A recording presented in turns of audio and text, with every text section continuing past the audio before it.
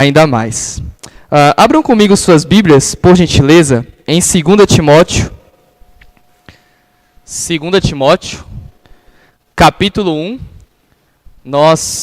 A nossa pregação hoje vai ser 2 Timóteo, capítulo 1, versículo 1 ao 14.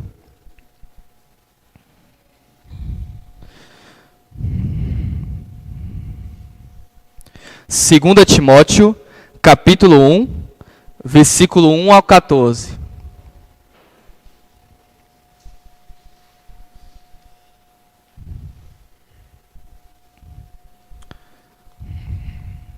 Segunda Timóteo, capítulo 1, versículo 1 ao 14.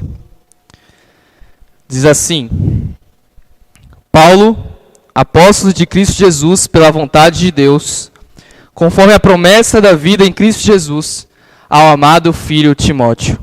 Que a graça, a misericórdia e a paz da parte de Deus Pai e de Cristo Jesus, nosso Senhor, estejam com você.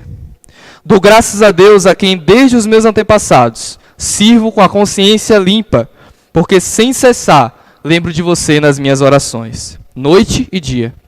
Eu lembro das suas lágrimas e estou ansioso por ver você, para que eu transborde de alegria. Eu lembro da sua fé sem fingimento, a mesma que primeiramente habitou em sua avó Lóide e em sua mãe Eunice, e estou certo de que habita também em você. Por esta razão, venho lembrar-lhe que reavive o dom de Deus que está em você pela imposição das minhas mãos. Porque Deus não nos deu o espírito de covardia, mas de poder, de amor e de moderação. Portanto, não se envergonhe do testemunho de nosso Senhor, nem do seu prisioneiro que sou eu. Mas, pelo contrário, participe comigo dos sofrimentos a favor do Evangelho, segundo o poder de Deus, que nos salvou e nos chamou com santa vocação, não segundo as nossas obras, mas conforme a sua própria determinação e graça, que nos foi dada em Cristo Jesus, antes dos tempos eternos, e manifestada agora pelo aparecimento de nosso Salvador Cristo Jesus. Ele não só destruiu a morte, como trouxe à luz a vida e a imortalidade, mediante o Evangelho. Para este Evangelho fui designado pregador, apóstolo e mestre, e por isso estou sofrendo essas coisas. Mas eu não me envergonho, porque eu sei em quem tenho crido, e estou certo de que Ele é poderoso para guardar aquilo que me foi confiado até aquele dia. Mantenha o padrão dessas palavras, que de mim você ouviu com fé e com amor que há em Cristo Jesus. Por meio do Espírito Santo que habita em nós, guarde o bom tesouro que lhe foi confiado. Pai Santo, esteja aqui agora, meu Deus, por meio do Teu Espírito Santo, na direção da pregação da Tua palavra. Palavra essa que o Senhor preservou ao longo da história e que hoje edifica os nossos corações como a Tua igreja. E esta, a nossa expectativa, é o que esperamos aqui essa noite, sermos edificados, consolados, animados pelo poder da Tua palavra. Que o pregador suma e o Senhor apareça com toda a sua glória e fulgor através da Tua santa palavra. É o que te pedimos, Senhor, em nome de Jesus. Amém.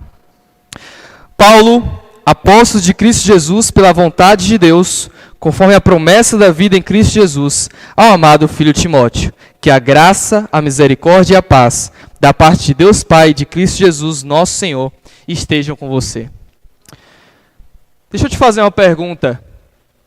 Você já desanimou de pregar o Evangelho por ver tantas distorções, falsas religiões, interpretações erradas da Bíblia por aí?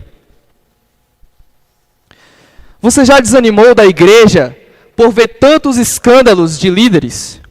Igrejas fazendo coisas erradas e até bons líderes abandonando o Evangelho? Você já se envergonhou de dizer que é cristão porque tanta coisa errada fazem com este título de cristão? De modo que perde-se a credibilidade. Já não tem tanto valor assim, na verdade, às vezes falar que é cristão. Todos nós, cristãos, ficamos, em algum momento, desanimados com a obra de Deus. Nessa situação, o que fazer para reacender a nossa chama em relação ao ministério? o que nós devemos fazer em nossos corações, a quem devemos buscar, do que devemos lembrar, em quem devemos confiar para reacender a chama, para servir a Deus e a nossa fé na vida cristã. Todos nós desanimamos. Em 2 Timóteo, o texto que acabamos de ler, capítulo 1, versículo 1 a 14, nós aprenderemos o segredo para permanecermos firmes e abundantes na obra do Senhor, mesmo quando tudo parece cooperar para nós desanimarmos. Nós aprenderemos o segredo para permanecermos firmes e abundantes na obra do Senhor, mesmo quando tudo parece cooperar para desanimarmos. Então, vamos entender um pouco o pano de fundo desse texto de 2 Timóteo. Essa carta que Paulo escreve para Timóteo. Naquela época, quando essa carta foi escrita, Paulo estava preso em Roma. E heresias estavam rondando a igreja. Falsos ensinos. E até corações duros que não aceitavam a palavra. Não somente isso, Paulo vai contar em outros versículos dessa carta que líderes da igreja estavam abandonando a igreja. Crentes estavam se apostatando, largando a fé. Não somente isso, a igreja estava sendo perseguida pelo Estado. Roma estava perseguindo os cristãos. A igreja estava sofrendo por causa do governo daquela época. E não somente isso. Timóteo, que era pastor em Éfeso, tinha muitos cristãos, muitas ovelhas que estavam tendo um coração endurecido com seus ensinamentos, desobedecendo, sendo rebeldes. Então, em vista de todos esses motivos, todo esse pano de fundo que estava cooperando para o desânimo de Timóteo no ministério e na obra do Senhor, ainda tem outro fator. Para contar esse outro fator, eu vou contar uma história, um relato que eu ouvi do meu professor na IPPIBA. Ele contou que certa feita um prédio desmoronou, um prédio caiu, ruiu. E aí os peritos, eles procuraram saber por que esse prédio ruiu, por que esse prédio caiu, e não estavam achando o motivo. Então, depois de pesquisarem, eles viram que haviam colunas debaixo do prédio. E depois foram descobrir que a coluna principal, que sustentava, que era fundamental para que aquele prédio se mantesse de pé, estava rachando. E ninguém viu. Então, por causa disso, daquela coluna fundamental, aquele prédio depois veio abaixo. Esse prédio era a propagação do evangelho à igreja. E a coluna fundamental que sustentava esse prédio era o apóstolo Paulo. Quando Paulo escreve essa carta para Timóteo, ele está no fim da sua vida, preso, algemado em Roma. E ele está no fim da sua vida. Em vista de tudo isso que estava acontecendo, rondando a igreja, a perspectiva, a tendência, o achismo era que a igreja ia parar. A propagação do evangelho ia parar. E é nesse contexto que Paulo escreve essa carta. Se nós fôssemos resumir essa mensagem em uma frase, seria: lembre-se do Espírito Santo, do Evangelho e do poder de Deus para não desanimar na obra de Deus. Lembre-se do Espírito, do Evangelho e do poder de Deus para não desanimar na obra de Deus. Se fôssemos dividir o texto, você pode observar aí no versículos 3 a 6, 1 e 2 é o contexto. Nos versículos 3 a 6, nós vamos aprender que desanimamos na obra de Deus quando esquecemos das verdades de Deus. E então, nos versículos 7 a 14, nós veremos 3 verdades para fortalecer a nossa fé na obra de Deus. É o que Paulo vai ensinar para Timóteo, o que vai ensinar para a gente. Primeira verdade vai ser no versículo 7, lembre do Espírito. Segunda verdade, versículos 8 a 10, lembre do Evangelho. Terceira verdade, versículos 11 a 14, lembre do poder de Deus. Você está desanimado essa noite? Com a fé e com a obra de Deus? Nós aprenderemos 3 verdades para reanimar a nossa fé. Então vejamos a primeira parte. Nós desanimamos na obra de Deus quando esquecemos das verdades de Deus. Leia comigo os versículos 3 a 6. Dou graças a Deus, a quem desde os meus antepassados eu sirvo com a consciência limpa, porque sem cessar eu lembro de você nas minhas orações, noite e dia. Nós sabemos que Paulo, ele não nasceu cristão, ele nasceu judeu, e era um judeu zeloso, fervoroso. Depois ele se converteu ao cristianismo, com a revelação do Senhor Jesus Cristo. E Paulo, desde o judaísmo, ele era muito zeloso, e continuou zeloso depois de se tornar cristão. Essa é a ideia de que desde os meus antepassados eu sirvo com a consciência limpa. E ele dá graças a Deus porque, sem cessar, ele lembra de Timóteo. Provavelmente pelo zelo de Timóteo na obra, pela fé de Timóteo, ele dá graças a Deus, né? Quantos de nós aqui, ao lembrarmos de pessoas, amigos, pastores que conhecemos, missionários, nós vemos a fé daquelas pessoas, nós damos graças a Deus por elas. Obrigado, Senhor, por existir homens e mulheres de Deus ainda hoje que levam a sério a sua obra. No versículo 4, Paulo vai dizer: eu lembro, Timóteo, das suas lágrimas, e estou ansioso por ver você, para que eu transborde de alegria. Lembro das suas lágrimas, provavelmente Timóteo ali, ele chorou no momento que se separou de Paulo. E o Paulo, ele era como um pai para Timóteo. Nós veremos no versículo 5 que a fé de Timóteo foi passada pela mãe e pela avó. E o pai de Timóteo, ele era gentil, ele não era crente. Então Paulo foi como esse pai para Timóteo. Esse pai na fé, esse exemplo de masculinidade cristã, né, esse pai na fé para Timóteo. No versículo 5, Paulo vai dizer: eu lembro da sua fé sem fingimento, a mesma que primeiramente habitou em sua avó Lóide e em sua mãe Eunice, e estou certo de que habita também em você. Paulo se regozijava. Paulo, ele se regozijava e dava graças a Deus ao se lembrar. Veja que lembrar, a palavra lembrar, nesse pequeno pedaço de texto aparece 3 vezes. Paulo se regozijava e dava graças a Deus pela fé genuína e a paixão de Timóteo pelo Evangelho. Em Atos, nós vemos, quando a gente lê Atos, a gente vê que Timóteo ele tinha bom testemunho entre os irmãos de Listra e Icônio. Então, Paulo, ele se regozijava por isso. Lembro da sua fé sem fingimento. Essa fé sem fingimento, meus irmãos, tem a ideia de uma fé sem hipocrisia. Timóteo, ele se preocupava com o evangelho pelo amor e não por interesse. Não por interesse. E ele recebeu essa fé da sua mãe e da sua avó. Foi repassada essa fé para ele de geração em geração. Quantos de nós aqui essa noite não somos crentes hoje por ter uma mãe que gastou horas em joelhos pela nossa vida ao lado da cama? Quantos de nós aqui não tivemos um pai que nos ensinou o caminho do Senhor? A fé cristã, muitas vezes, a maioria das vezes, se não é assim, uma fé passada de geração a geração. Hebreus 13:7 diz assim: lembrai-vos dos vossos guias, os quais vos pregaram a palavra de Deus, e, considerando atentamente o fim da sua vida, imitai a fé que tiveram. Nós vemos pessoas que são exemplos para nós, elas passam a fé, o caminho do evangelho para nós, e nós seguimos esse caminho.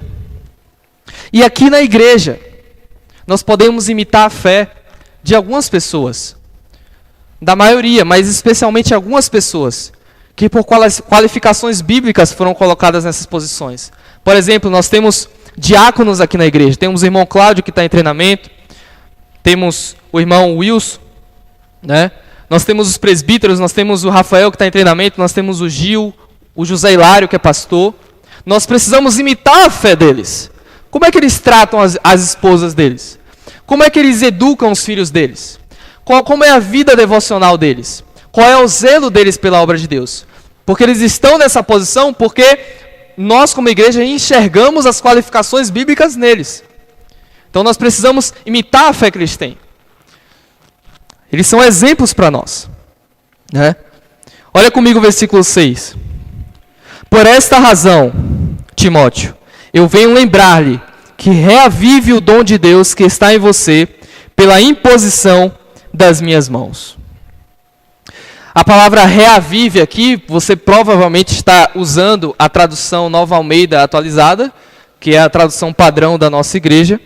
A palavra reavive aqui tem um sentido de reacender brasas, reacender chamas que estão se apagando, assoprar as brasas. Então, nós podemos concluir que Timóteo estava sendo tentado ao desânimo. Nos versículos 3 a 5, que eu acabei de ler com os irmãos, nós vemos que Paulo fala para Timóteo, lembre, ou seja, lembre da sua identidade de fé. E agora no versículo 6, Paulo fala, por esta razão, de acordo com essas lembranças, de acordo com isso que você é, eu quero, Timóteo, que você reavive e volte a ser o que é. Eu quero que você continue com essa fé firme que você sempre teve. Eu quero que você continue servindo a Deus no ministério de forma fulgurosa, de forma vigorosa, de forma forte, como você sempre serviu. Reavive o dom de Deus que está em você pela imposição das minhas mãos. O dom de Deus aqui, provavelmente, é a graça de servir no ministério pastoral. A graça de servir na obra do Senhor e pela imposição das mãos de Paulo, que a gente vê na carta de 1 Timóteo. Então, meus irmãos, como eu já comentei no versículo 4, no versículo 5, Timóteo ele tinha uma fé sem fingimento, uma fé genuína, uma fé que operava pelo amor, uma fé que era sem hipocrisia. E nós vemos na palavra de Deus que quando Jesus, por exemplo, ele fazia milagres e sinais ali em Israel, em Jerusalém, multidões seguiam Jesus para benefício próprio, por interesse próprio, para receber uma cura, receber um milagre, receber prosperidade. Mas quando Jesus apertava o sermão, eles dispersavam, saíam, fugiam. Isso era uma fé por interesse, era uma fé de hipocrisia, era uma fé que era com fingimento. Mas Timóteo não. Timóteo servia a Deus por amor. Ele poderia ser feliz ou sofrer pelo nome de Jesus, ele estava ali, com Cristo. Ele não servia por interesse, para usufruir da igreja. Ele servia para dar à igreja. E assim é conosco. Assim é conosco. Precisamos vir à igreja, aos cultos, para adorar a Deus. Nós temos necessidade, sim, de uma cura de uma doença, de sairmos de uma dificuldade financeira, sim, mas esse não pode ser a nossa motivação principal. Nós estamos vindo à igreja para receber salvação das nossas almas. A gente vem à igreja para receber perdão dos nossos pecados, salvação do inferno e uma eternidade no céu, para adorar a Deus pelo que Ele é, pela grandiosidade e majestade dEle, em gratidão a Ele, não por interesse próprio. Então, essa é a ideia de Paulo. Nos versículos 3 a 5, ele lembra Timóteo da identidade de fé dele, e no versículo 6, nos versículos 3 a 6, Paulo lembra Timóteo a identidade de fé dele, e agora, nos versículos 7 a 14, nós veremos Paulo lembrar Timóteo de 3 verdades, para que ele reanime, para que ele volte à identidade de fé, para que ele volte a ser forte na fé e motivação para que ele sirva na obra de Deus. Então, a primeira verdade que nós vamos aprender é que Paulo queria ensinar para Timóteo que ele devia se lembrar do Espírito de Deus que estava nele. Olha comigo o versículo 7. Porque Deus não nos deu o espírito de covardia, mas de poder, de amor e de moderação. Timóteo, meus irmãos, estava tentado à covardia por algumas razões, algumas que eu já citei até. Timóteo, os irmãos sabem, a gente vê em 1 Timóteo 5,23, ele era limitado, ele tinha problemas físicos, o estômago dele tinha problemas. Ele também era relativamente jovem. Tinha pessoas, como eu já disse, da igreja de Timóteo que se opunham ao ensino dele, tinha um coração endurecido, a gente vê isso na segunda carta. Não somente isso, como eu disse, a igreja estava sendo perseguida pelo Estado. Então, Paulo está dizendo, Timóteo, apesar de tudo isso, Deus não te deu espírito de covardia. Apesar de tudo isso, você não deve se acovardar. Pelo contrário, Timóteo, o espírito que Deus colocou em nós é um espírito de poder, de amor e de moderação. Ou seja, não de covardia, mas o Espírito Santo que Deus colocou em nós é um espírito de coragem. Quando a gente olha Atos 4, 29 a 31, nós vemos os apóstolos pedindo coragem a Deus. Então eles ficam cheios do Espírito Santo. Quando a gente olha Efésios 6, 19, Paulo pede orações para que Deus dê coragem para pregar. Coragem e Espírito Santo são coisas que andam juntas. E Paulo estava lembrando Timóteo disso. E quantas vezes? Afinal, nós não somos perfeitos, somos iguais a Timóteo. Quantas vezes nós somos tentados a nos acovardar? Às vezes nós vamos pregar o evangelho a um ímpio. E nós contamos toda a história do evangelho para o ímpio. Mas na parte de chegar e falar que ele está indo para o inferno, a gente tem a tentação de se acovardar. Mas essa é a verdade, essa é a realidade.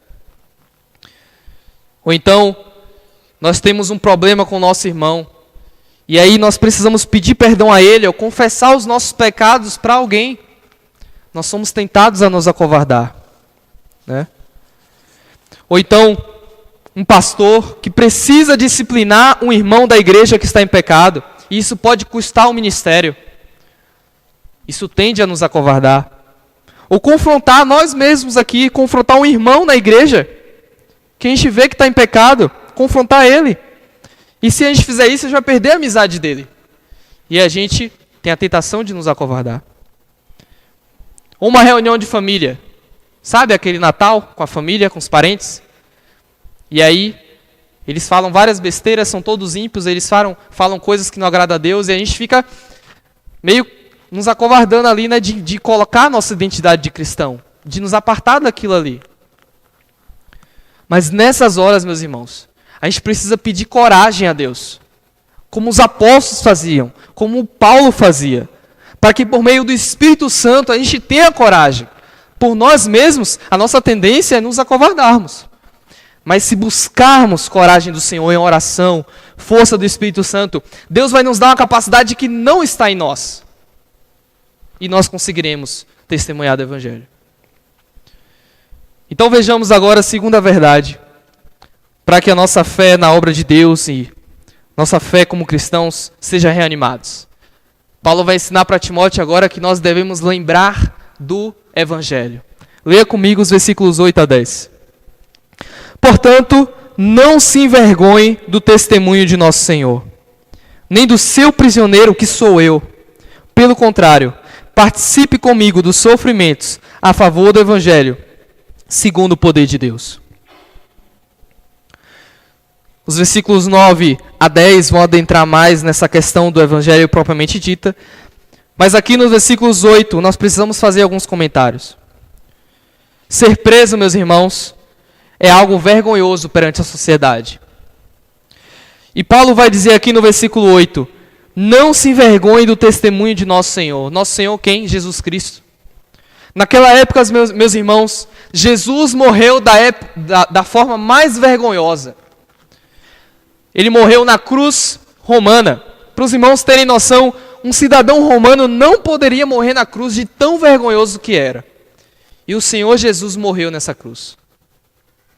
Segunda coisa, Paulo vai dizer, não tenha vergonha do nosso Senhor, nem do seu prisioneiro. Timóteo tinha total tendência a se envergonhar, porque Paulo também estava algemado, preso. Imaginem, o Evangelho, que era a mensagem de um homem que viria salvar o mundo dos pecados, esse homem morreu da morte que era pior daquela época. O maior líder da igreja, o apóstolo Paulo, que tinha pregado em todo lugar, também estava preso. Meu Deus, quem vai dar crédito a uma mensagem como essa? Timóteo tinha total tendência a se envergonhar. Total tendência. Mas Paulo vai dizer, não se envergonhe nem do nosso Senhor, nem do seu prisioneiro que sou eu. Pelo contrário, Timóteo, participe comigo dos sofrimentos a favor do Evangelho segundo o poder de Deus. Depois, essa questão de participar comigo dos sofrimentos, Paulo vai usar uma figura de soldado no capítulo 2 da segunda carta. Figura de soldado. É como se dois soldados fossem para a guerra e no calor da batalha começou os tiros e todo o sofrimento. Aqueles dois soldados começam a ver que o seu pelotão está perdendo, a sua nação está perdendo. Seus companheiros começam a morrer, tiro para todo lado, corpos no chão. Um dos companheiros começa a se acovardar, começa a desanimar, começa a se acanhar, começa a dar passos para trás durante a guerra. E aí aquele outro soldado que está do lado fala assim para ele: ei, vamos, levanta, vamos para a guerra. A guerra vale a pena, a causa vale a pena a gente dar a vida aqui no campo de batalha. Vale a pena dar a vida por essa causa. Paulo estava falando isso para Timóteo. Timóteo, participa comigo dos sofrimentos, porque a causa vale a pena. A gente não está batalhando para ganhar um carro daqui a um mês. A gente não está batalhando para a empresa dar certo. A gente está batalhando pela vida eterna. É a causa do Evangelho. É o Senhor Jesus morreu na cruz. A causa vale a pena todos os nossos sofrimentos. Vale a pena dar a vida por essa causa. Olha comigo o versículo 9. Ele começa a falar agora do Evangelho. Participa comigo dos sofrimentos a favor do Evangelho, segundo o poder de Deus, que nos salvou e nos chamou com santa vocação, não segundo as nossas obras, mas conforme a sua própria determinação e graça que nos foi dada em Cristo Jesus, antes dos tempos eternos, e manifestada agora, pelo aparecimento de nosso Salvador Cristo Jesus. Ele não só destruiu a morte, como trouxe à luz a vida e a imortalidade, mediante o Evangelho. Então, agora de forma mais clara, Paulo está mostrando para Timóteo a segunda coisa que você tem que lembrar, a segunda verdade que você tem que lembrar para reanimar sua fé e seu serviço, é se lembrar do Evangelho. Do Evangelho. E ele fala que este Evangelho salvou Timóteo com santa vocação, não segundo méritos de Timóteo, não segundo suas obras, mas conforme determinação e graça em Cristo. Antes dos tempos eternos, Deus tinha elegido Timóteo, Deus tinha escolhido Timóteo, e manifestado agora pelo aparecimento do Salvador Cristo Jesus, que destruiu a morte e trouxe à luz a imortalidade mediante o Evangelho. Assim somos nós, irmãos. Paulo queria lembrar Timóteo da onde Deus tirou ele, de como Deus mudou a vida dele, e ele queria que isso fosse uma motivação para Timóteo continuar fervoroso na obra. Assim somos nós. Nós devemos lembrar de onde Deus nos tirou. Como nós éramos antes da nossa conversão. Lembra aí agora, na sua mente. Quem era você? Quem era eu? Antes de sermos resgatados por Cristo. Quem éramos nós? Onde estávamos? O que fazíamos? Nosso coração, e meus irmãos, desejava o pecado. Nós bebíamos o pecado como água, a injustiça como água. Estávamos mortos espiritualmente, não conhecíamos a Deus. Ouvíamos falar, mas não conhecíamos. Na verdade, éramos inimigos de Deus, porque a Bíblia diz isso. Estávamos mortos em nossos delitos e pecados. Não tínhamos como ser salvos. O inferno era uma passagem de ida para nós, para sofrermos a justa condenação pelas nossas atitudes, pelas nossas ações. Mas Deus, em sua soberana graça, abre os nossos olhos, descortina a nossa vida, tira as escamas do nosso olhar e nos faz enxergá-lo e ver a sua glória. E vendo a sua glória, a gente se arrepende dos nossos pecados. Ao ver a santidade dele, nós nos arrependemos. E pedimos perdão a ele. E ele nos salva. E ele mudou a nossa vida. Transformou a nossa vida. Mudou totalmente o nosso coração. Isso é motivação para a gente servir a Deus? Isso é motivação para a gente adorar a Deus? Ou precisamos de mais? É só a gente lembrar de onde Deus nos tirou. Da lama, do esgoto que nós vivíamos. Do pecado, ganância, avareza, egoísmo, falsidade, hipocrisia. Não desejávamos a Deus e a santidade e a justiça. Mas Ele abriu os nossos olhos. Ele abriu a nossa mente e nos salvou. O Evangelho é a segunda verdade que nos motiva na nossa fé cristã e no serviço da obra de Deus. Olha comigo agora a terceira verdade que nós precisamos lembrar para nos animarmos. E a terceira verdade é nós nos lembrarmos do poder de Deus. A terceira verdade é nos lembrarmos do poder de Deus. Olha comigo os versículos 11 a 14. Para este evangelho eu fui designado pregador, apóstolo e mestre. E por isso estou sofrendo essas coisas. Veja só, o apóstolo Paulo, ele foi chamado para receber o conteúdo do evangelho como apóstolo. Ele foi chamado para proclamar o evangelho como pregador. E ele foi chamado para ensinar as riquezas do evangelho como mestre. Pregador, apóstolo e mestre.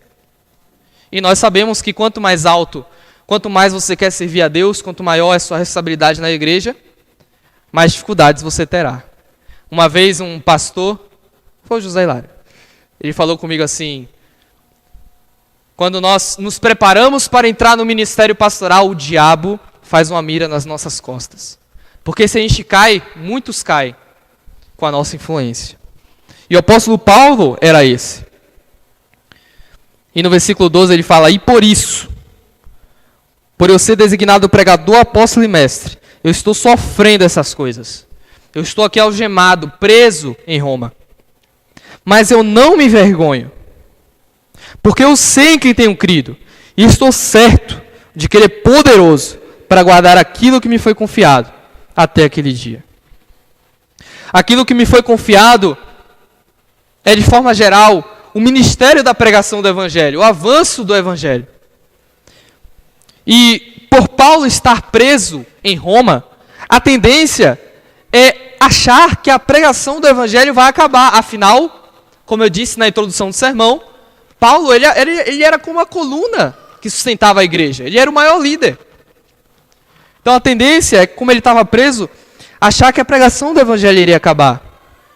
Mas, meus irmãos, com essa frase que Paulo diz aqui: eu não me envergonho, porque eu sei em quem tenho crido, e estou certo de que Ele é poderoso para guardar aquilo que me foi confiado até aquele dia. Com esta frase, a gente percebe que Deus é poderoso para sustentar a sua obra e fazer avançar a pregação do Evangelho, apesar de Paulo.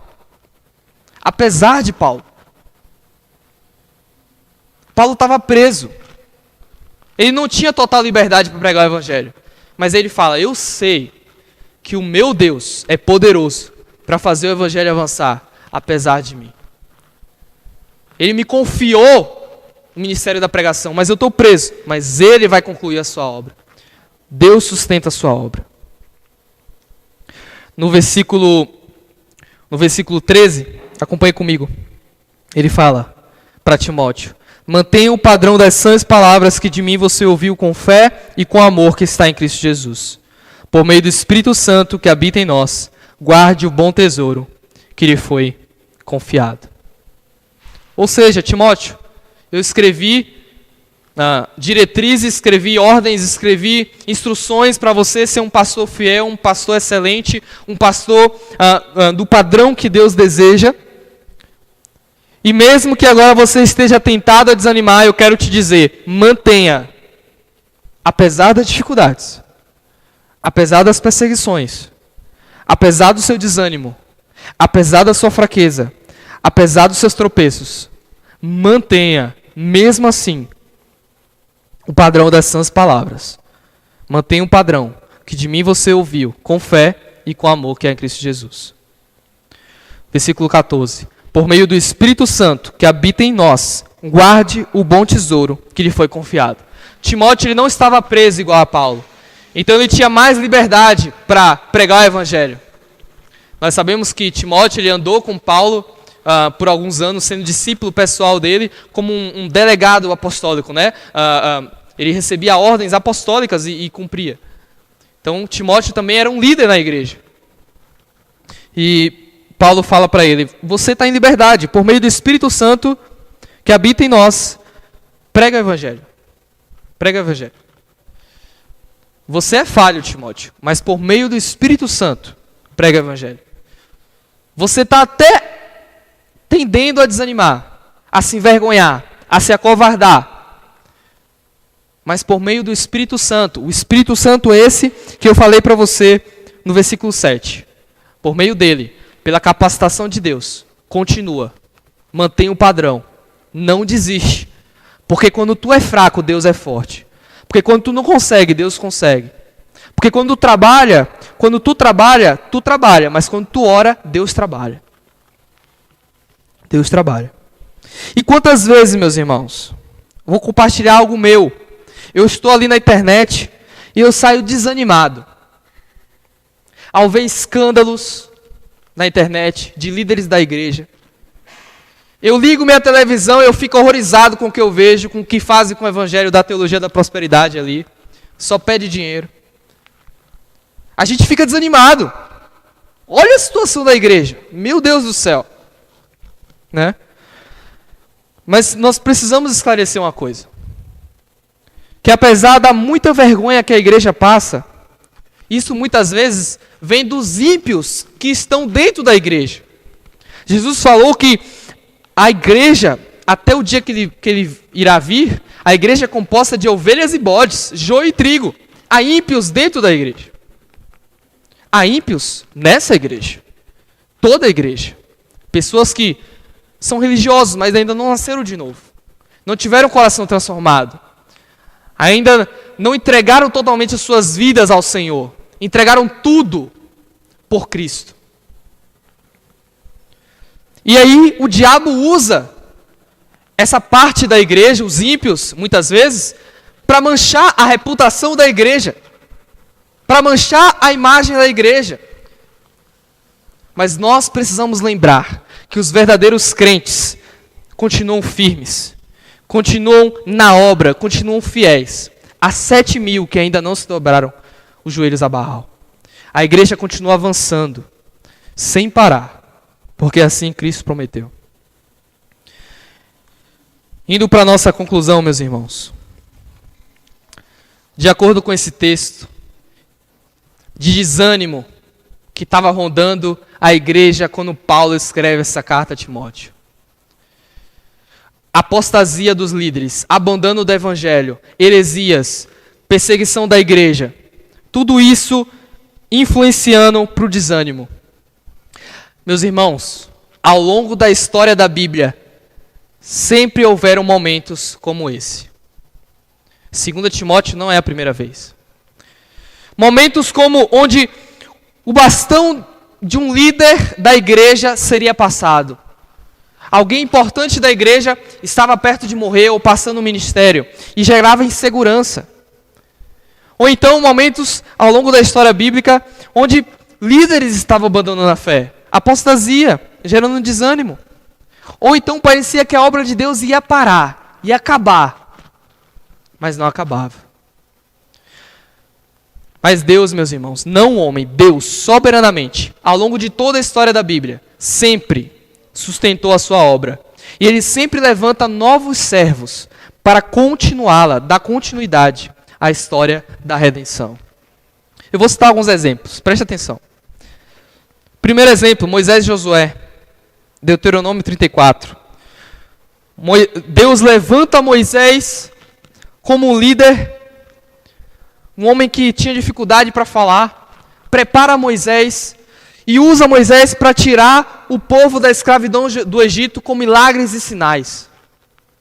Deus usa Moisés para liderar milhões de pessoas ao longo do deserto. Comida descia do céu, coluna de fogo iluminava a noite. E Moisés era o líder de tudo isso. Chegando perto de Canaã, Moisés está no fim da sua vida. E agora? Moisés vai morrer. O que faremos? Vai acabar. Não tem como. O nosso líder, Moisés, o homem que falava com Deus face a face, o homem mais manso que já existiu, vai morrer. Estamos perdidos. Mas não. Quando tudo parece que vai acabar, Deus levanta Josué e fala para Josué: eu serei contigo. Marcha, leva o povo, porque eu sou contigo, Josué. E Deus dá continuidade à sua obra. Segunda situação, os irmãos lembram de Elias. Elias, ele tem um embate com 450 profetas de Baal. Faz fogo descer do céu. E ali provavelmente passou pela cabeça de Elias: agora não é possível, não é possível. Agora toda a nação vai se converter, Acabe vai se converter, Jezabel vai se converter, depois de uma demonstração dessa? Mas não é isso que acontece. No outro dia, Jezabel fala: eu quero a cabeça de Elias. Elias é tomado de desânimo, meus irmãos. Elias entra em depressão. Elias foge e fala para Deus: eu não sou melhor que meus pais, tira a minha vida, eu quero morrer. Acabou, não quero ministério, desisto.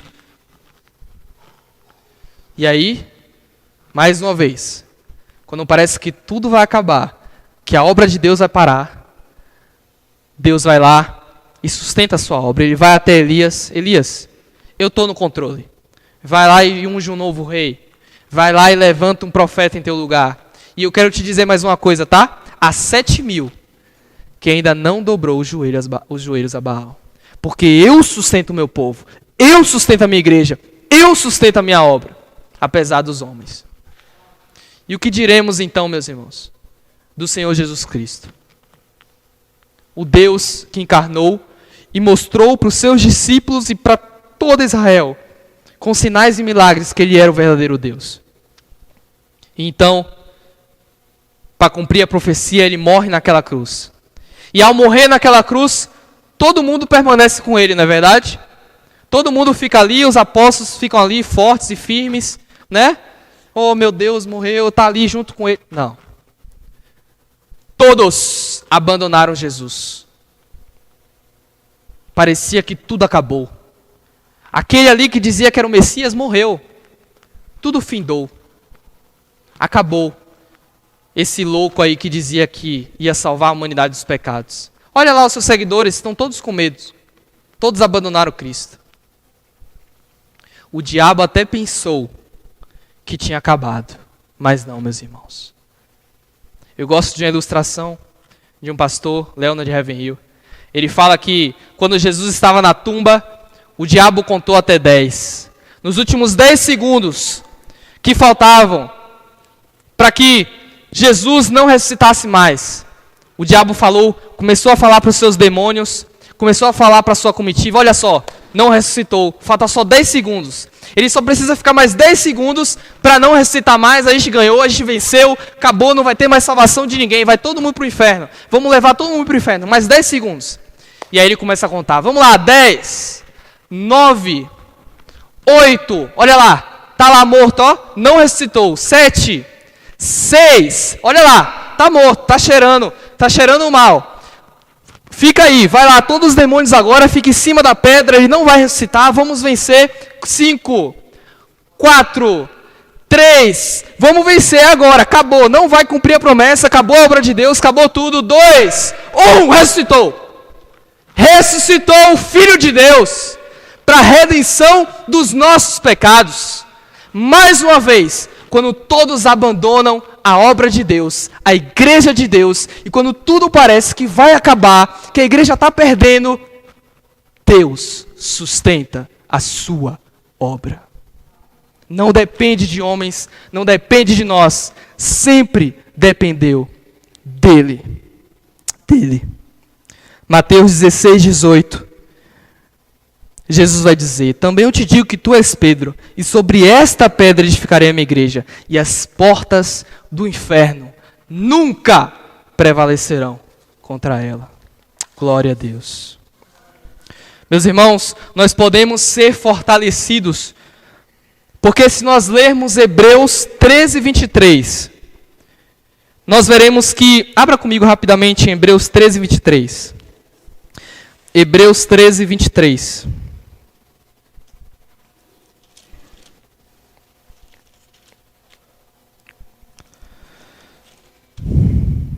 Hebreus 13, 23.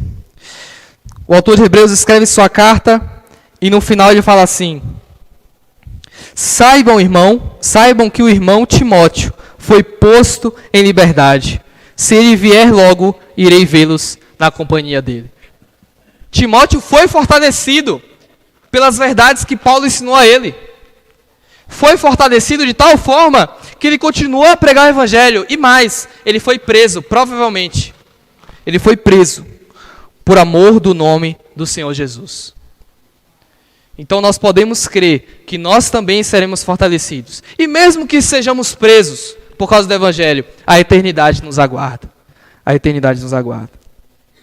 Irmãos, duas últimas lições para a gente terminar. Primeira lição: para se manter firme na fé e na obra do Senhor, nós precisamos ser dependentes de Deus, confiando nas promessas e no poder dEle, e lembrando continuamente da salvação e da mudança que Ele fez em nossas vidas.